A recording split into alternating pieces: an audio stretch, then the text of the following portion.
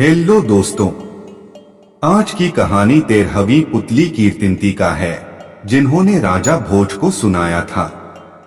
आइए शुरू करते हैं। एक बार राजा विक्रमादित्य ने एक महाभोज का आयोजन किया। उस भोज में असंख्य विद्वान, ब्राह्मण, व्यापारी तथा दरबारी आमंत्रित थे। भोज के मध्य में इस बात पर चर्चा चली कि संसार में सबसे बड़ा दानी कौन है।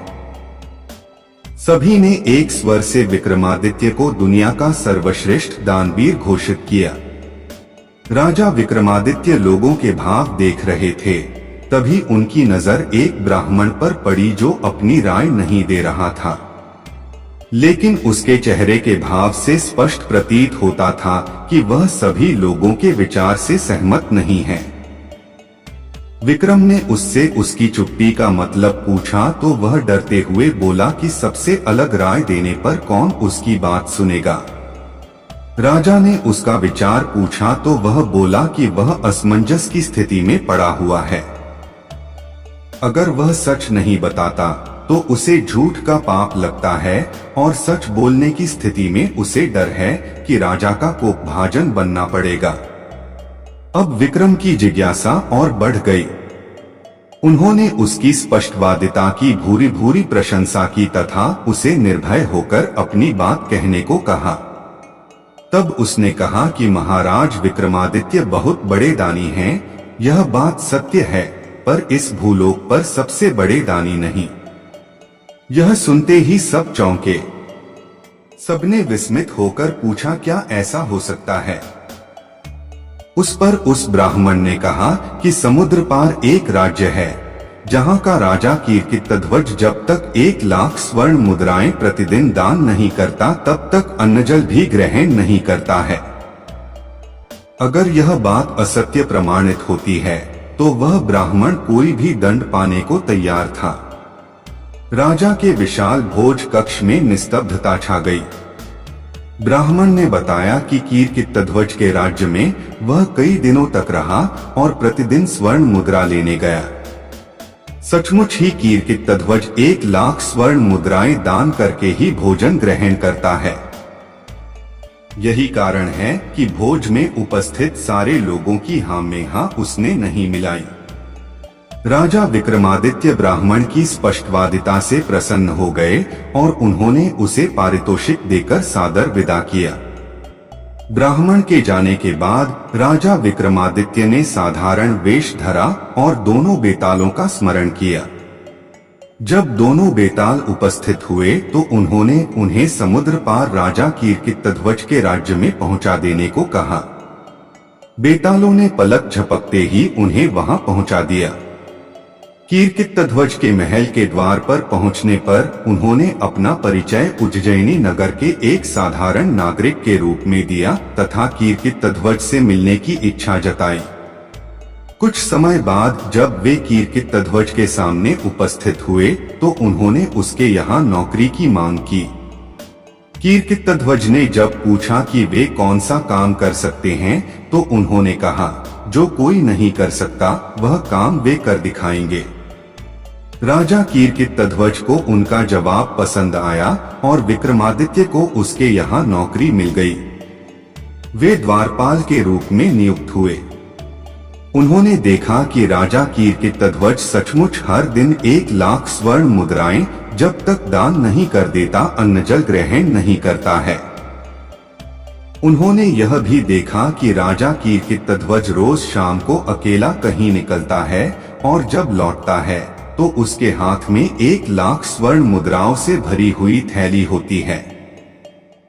एक दिन शाम को उन्होंने छिपकर कीर्तिध्वज का पीछा किया। उन्होंने देखा कि राजा कीर्तिध्वज समुद्र में स्नान करके एक मंदिर में जाता है और एक प्रतिमा की पूजा अर्चना करके खौलते तेल के कड़ाह में कूद जाता है। जब उसका शरीर जल भुन जाता है तो कुछ जोगनियां आकर उसका जला भुना शरीर कड़ाह से निकालकर नोच नोच कर खाती हैं और तृप्त होकर चली जाती हैं। जोगनियों के जाने के बाद प्रतिमा की देवी प्रकट होती है और अमृत की बूंदें डालकर कीर्तिध्वज को जीवित करती हैं। अपने हाथों से 1,00,000 स्वर्ण मुद्राएं कीर्तिध्वज की झोली में डाल देती हैं और कीर्तिध्वज खुश होकर महल लौट जाता है। प्रातः काल वही स्वर्ण मुद्राएं वह याचकों को दान कर देता है। विक्रम की समझ में उसके नित्य 1,00,000 स्वर्ण मुद्राएं दान करने का रहस्य आ गया। अगले दिन राजा कीर्तिध्वज के स्वर्ण मुद्राएं प्राप्त कर चले जाने के बाद विक्रम ने भी नहा धोकर देवी की पूजा की और तेल के कड़ाह में कूद गए। जोगनियां जब उनके जले भुने शरीर को नोचकर खाकर चली गईं, तो देवी ने उनको जीवित किया।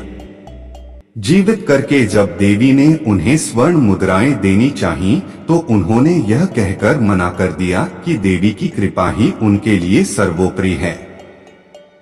यह क्रिया उन्होंने 7 बार दोहराई। 7वीं बार देवी ने उनसे बस करने को कहा तथा उनसे कुछ भी मांग लेने को कहा। विक्रम इसी अवसर की ताक में थे। उन्होंने देवी से वह थैली ही मांग ली जिससे स्वर्ण मुद्राएं निकलती थीं। जो ही देवी ने वह थैली उन्हें सौंपी, चमत्कार हुआ। मंदिर, प्रतिमा सब कुछ गायब हो गया। अब दूर तक केवल समुद्र तट दिखता था। दूसरे दिन जब कीर्तिध्वज वहां आया तो बहुत निराश हुआ। उसका वर्षों का 1,00,000 स्वर्ण मुद्राएं दान करने का नियम टूट गया। वह अन्नजल त्याग कर अपने कक्ष में असहाय पड़ा रहा। उसका शरीर क्षीण होने लगा। जब उसकी हालत बहुत अधिक बिगड़ने लगी तो विक्रम उसके पास गए और उसकी उदासी का कारण जानना चाहा। उसने विक्रम को जब सब कुछ खुद बताया तो विक्रम ने उसे देवी वाली थैली देते हुए कहा कि रोज रोज कड़ाह में उसे कूदकर प्राण गंवाते देख वे द्रवित हो गए, इसलिए उन्होंने देवी से वह थैली ही सदा के लिए प्राप्त कर ली।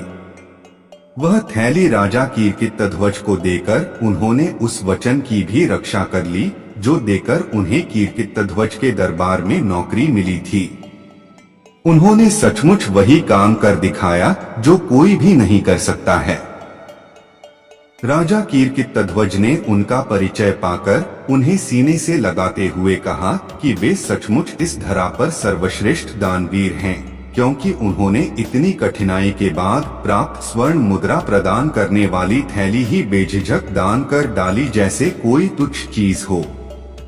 अगले दिन अगली पुतली की कहानी हम अगले एपिसोड में सुनेंगे। दोस्तों, आप इसी तरह कहानी सुनते रहे, खुश रहे और हमारा चैनल जरूर सब्सक्राइब कर ले। धन्यवाद।